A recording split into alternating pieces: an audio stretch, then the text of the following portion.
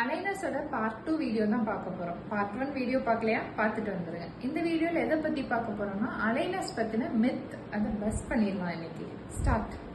Braces போட்டா relapse ஆகாது, aligner போட்டா சீக்கிரம் ரிலாப்ஸ் ஆயிரும். அப்படி எதுவும் இல்லைங்க. பிரேசஸோ அலைனஸோ ரிலாப்ஸ் ஆகும். நம்ம ரீடைனர் போடுறதை பொறுத்து தான் இருக்குது. ரெண்டுக்குமே ரீடைனர் கண்டிப்பா போடணும். பிரேசஸ் கம்பேர் பண்ணும்போது அலைனர்ஸ் பல்லே எடுக்காம பண்ணிக்கலாம், கரெக்டா இல்லையா? அலைனர்ஸ்க்கு பல்ல எடுக்க வேண்டியது இல்லைங்கிறது ஒரு மித்து தான். ஏன்னா நம்ம ஸ்பேஸ் ரெக்குவயர்மெண்ட் பொறுத்து தான். கம்மியான ஸ்பேஸ் போதும் டீத் அலைன் ஆகிறதுக்கு அப்படின்னா பல் எடுக்க வேண்டியது இல்லை. பட் ஸ்பேஸ் ரொம்ப தேவைப்படுதுன்னா இன் சம் கேசஸ் பல் எடுக்கிறது தான் பெட்டர். பிரேசஸ் போட்டா ஃபுட் ரெஸ்ட்ரிக்ஷன்ஸ் இருக்கு, ஆனா அலைனர்ஸ்ல எந்த ஃபுட் ரெஸ்ட்ரிக்ஷனும் இல்ல. மித்தா ஃபேக்டா?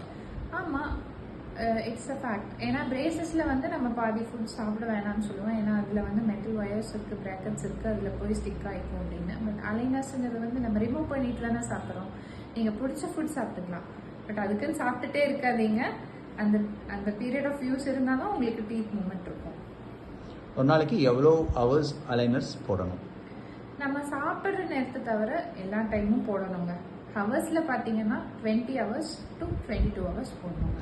பிரேசஸ் கம்பேர் பண்ணும்போது அலைனர்ஸ் போட்டா பேசும்போது ப்ராப்ளம் வரும்னு சொல்றாங்க, உண்மையா இல்லையா?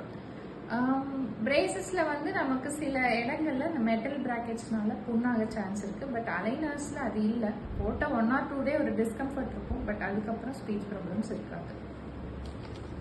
ஸோ இதுக்கு மேலே அலைனர்ஸ் பற்றின ஏதாவது டீட்டெயில்ஸ் உங்களுக்கு தெரியணும்னா எனக்கு டிஎம் பண்ணுங்க, நான் ரிப்ளை பண்ணுறேன். தேங்க்யூ.